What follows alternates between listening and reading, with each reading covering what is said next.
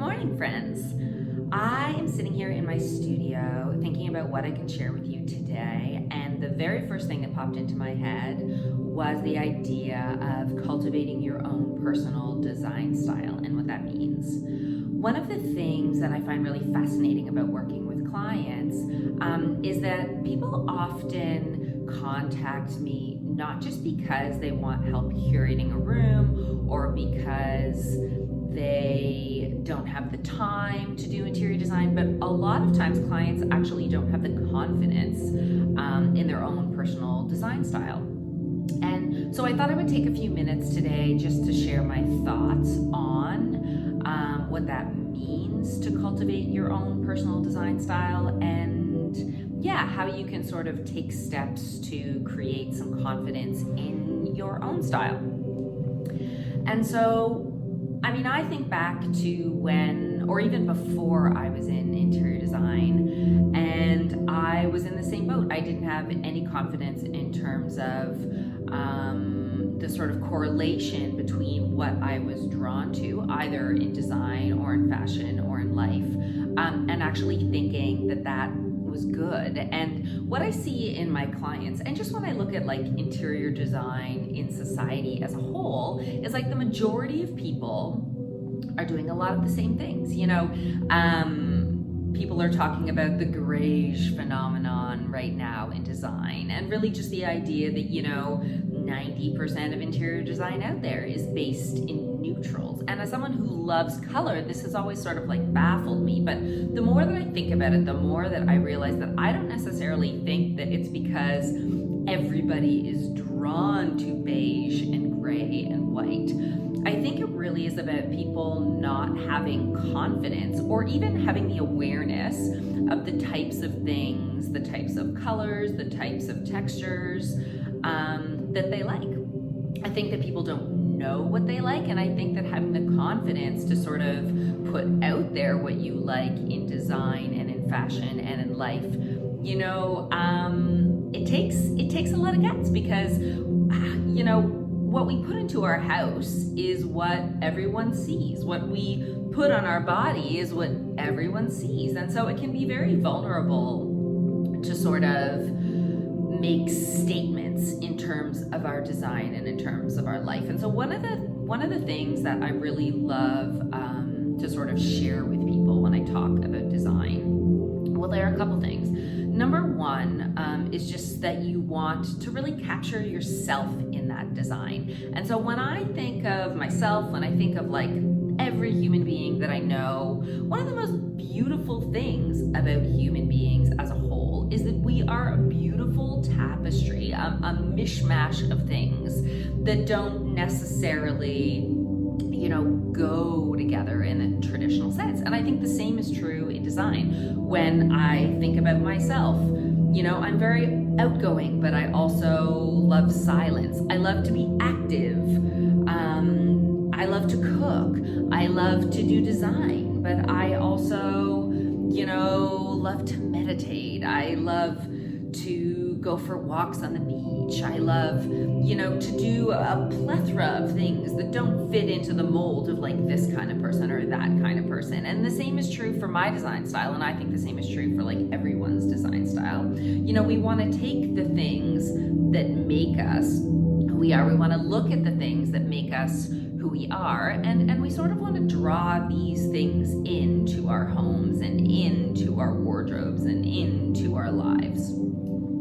And so one of the best ways that I often suggest to sort of connect to your own personal design style is to just look around your home, look in your closet, look in your life, even look on Instagram, look on Pinterest, look for things that make you excited, because things that make you excited are things that you have a connection with.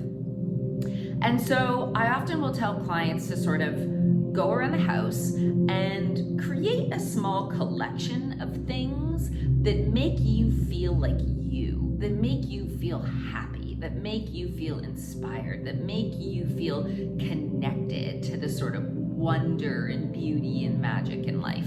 And you know, some of these things will be might be tangible, and in terms of like why you love them and you can see them, or maybe it'll remind you of a specific person and that will bring you joy. And you know, it really just is about connecting to the kinds of things that make you feel whole and make you feel purposeful and happy and inspired. And the same is true in your wardrobe. You know, I often say a wardrobe is a great place to start when we're cultivating our own personal style and design, because if you look at your wardrobe, you look at the colors that are there, you look at the overall feel of items, you can really get a sense for what you're drawn to. So pick like the 5 things in your home that you love the most. Pick the 5 things in your wardrobe that you love the most and lay them all out and say, okay, what do these things have in common? What do they say about me? Why do these things, like why do I love these things? Why do I love these colors? And this is a really great place to start.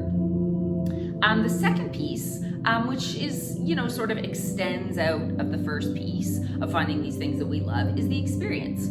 So one of the biggest parts of design is not just how things come together aesthetically, but also, you know, how they make us feel. Because one of the biggest things I focus on in design, and I think the most important factor in a home, is how we want to feel. And so yes, we want to be surrounded with things that are beautiful, but we want to create, we all have ways we want to feel in our life. We want to feel happy, we want to feel inspired, we want to feel peaceful or joyful or playful or whatever the case may be. And so coming at design from this place, I think is the most meaningful way to do design, because then we get to connect to not just things that we love in our space, but we get to sort of extend it out into how do I want to feel in my life.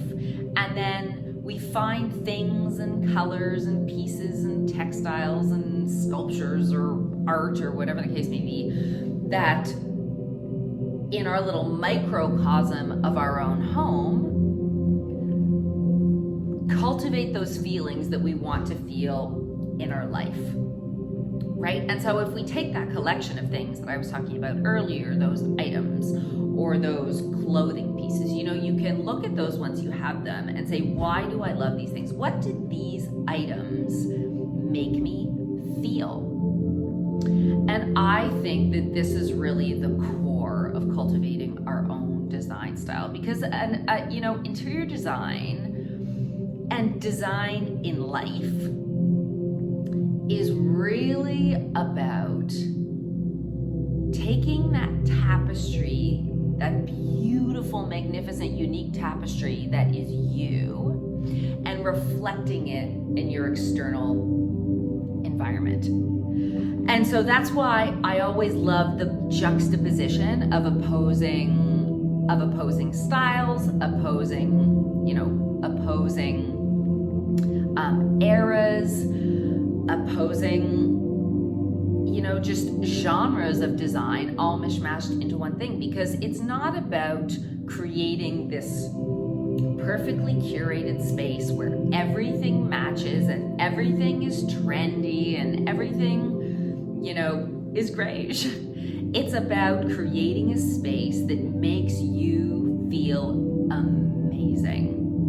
And so you can have mid-century mixed with completely modern. You can have, you know, contemporary prints mixed with, you know, you can have floral mixed with geometric. You can have different colored woods. You can have different colored metals. You can have pieces from different eras. You can have, you know, bold colors and muted colors. You can have beige and you can have hot pink. You know, it's all about finding those pieces that make you feel joyful and saying, okay, if these were the tapestry of me, the tapestry of the energy that I want in my life, how can I, you know, sort of connect the dots between these things? And yeah, I think at the end of the day, cultivating our own personal design style is all about exploring. It's all about you. It's all about you and what makes you amazing and what makes you unique. And if you fill your space and you fill your closet with things that make you feel joyful, that make you feel happy, that make you feel you, then your space will always be stunning. It will always be beautiful, because it doesn't matter if your design style fits into the box. The box. It's taken me years to be comfortable outside of the box, and I want this for you. I hope that this video has been helpful for you. I'm sending you, as always, so much light and love and hugs and abundance and magic and miracles and all things awesome. So much love to you, my dear sweet friends.